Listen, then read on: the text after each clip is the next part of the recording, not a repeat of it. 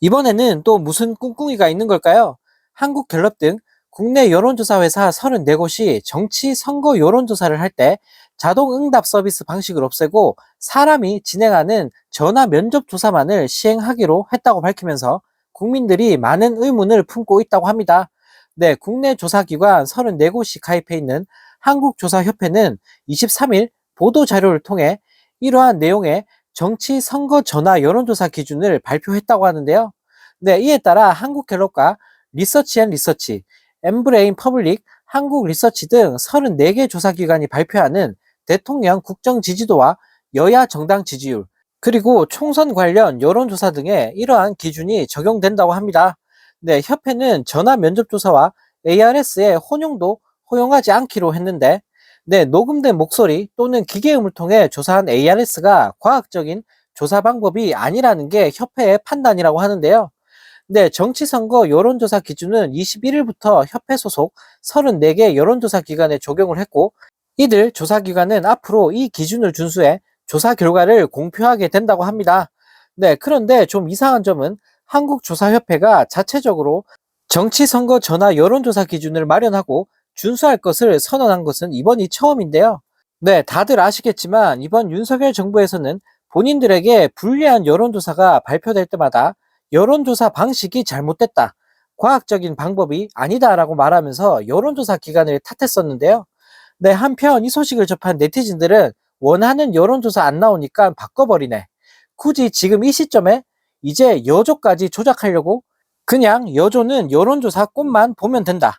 제일 비싼 여론조사, 비싼 게 정확하다라는 댓글을 달며 여론조사 방식이 바뀐 것에 대해 의문을 품었다고 하는데요.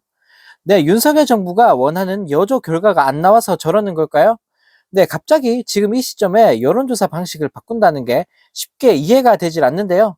네, 여론조사 방식을 바꾸면서 뭔 짓을 꾸미려는 건지는 모르겠지만, 네, 잘 지켜봐야 될 것 같습니다. 네, 이런 와중에 김기현 국진당 대표가 이재명 민주당 대표에게 민생 국회가 되도록 여야 대표 민생 협치회담을 개최하자고 제안한 사실이 알려지면서 국민들을 당황하게 만들었습니다.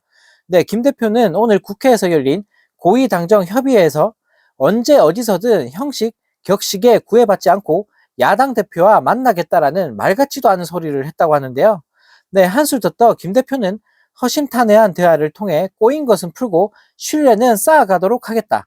진영을 넘어 미래를 위한 희망의 정치, 이념을 넘어 국민을 위한 상생의 정치를 보여드려야 한다라는 헛소리까지 날렸다고 하는데요. 네, 이어 정쟁이 아닌 협치에 생산적 국회 운영을 위해 진정성을 갖고 민주당과 협의해 나갈 의사가 있다라는 소리까지 내뱉었다고 합니다. 네, 한편 이 소식을 접한 네티즌들은 단식할 때 조롱하더만 이제 와서 그럴 시간에 땅 투기한 거 조사나 받아라. 이제 와서 살려고 발악한다. 민생에는 관심도 없으면서 어디서 약을 파냐라는 댓글을 달며 국진당과 김기현 대표를 비판했다고 합니다. 네, 정말 어이가 없습니다. 이재명 대표가 단식할 때는 쳐다도 안 보고 민생 경제에는 관심조차 없던 인간이 보궐선거 폭망하고 지지율 폭락하니까 이제 와서 착한 척 쇼를 하고 있는데요. 네, 이런 수준 낮은 사람이 여당 대표라는 사실이 네, 정말 믿겨지지가 않습니다. 네, 또 다른 소식입니다. 얼마 전 자녀 학교 폭력 무마 의혹이 알려지면서 김건희 라인으로 알려진 김승희 대통령실 의전 비서관이 사퇴를 했는데요. 네, 피해 학생 쪽은 가해 학생의 부모인 김 전 비서관을 상대로 민사소송을 준비 중인 것으로 확인이 되면서 논란은 더욱 일파만파 커지고 있습니다. 임태희 경기도 교육감은 지난 20일 국정감사에서 이 사건 의혹이 제기된 뒤 관할 교육지원청에 사건 처리가 제대로 이루어졌는지 점검하라고 지시를 했는데요. 네, 학폭 사건 피해 정도와 비교해 처분이 적정했는지, 사건 처리 과정에서 부당한 영향력을 행사했는지 등을 확인하라는 취지라고 합니다. 네, 가해 학생 처분은 5개 평가 지표에 따라 정해지는데요. 김승희 딸 A양은 총점 20점 가운데 15점으로 단 1점 차이로 강제 전학 처분을 면했다고 합니다. 네, 총점 16점 이상을 받으면 강제 전학 처분을 받게 된다고 하는데요.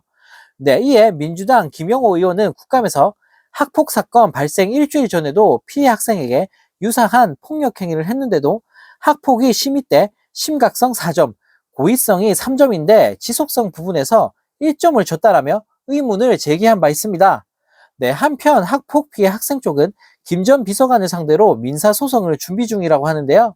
네, 이미 담당 변호사를 선임하고 해당 변호사가 학폭위 심의에도 참석을 했다고 합니다. 또 피해 학생은 현재 등교는 하고 있지만 학폭 피해로 정신적인 충격이 큰 것으로 알려졌는데요. 네, 김 전 비서관은 지난 20일 초등학교 3학년 딸 A양이 2학년 후배를 화장실로 데려가 리코더와 주먹 등으로 때려 전치 9주의 상해를 입혔으나 학급 교체 처분에 그쳤다는 의혹이 제기되자마자 당일 사직서를 제출했고 대통령실은 곧바로 이를 수리하면서 논란은 급속도로 확산됐는데요.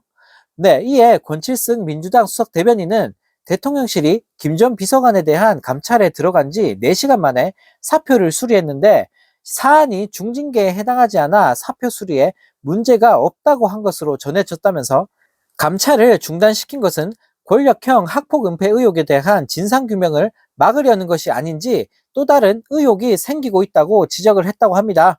네, 상황이 이렇게 심각한데도 윤 대통령은 이에 대해 그 어떤 사과도 입장도 밝히지 않고 있는데요.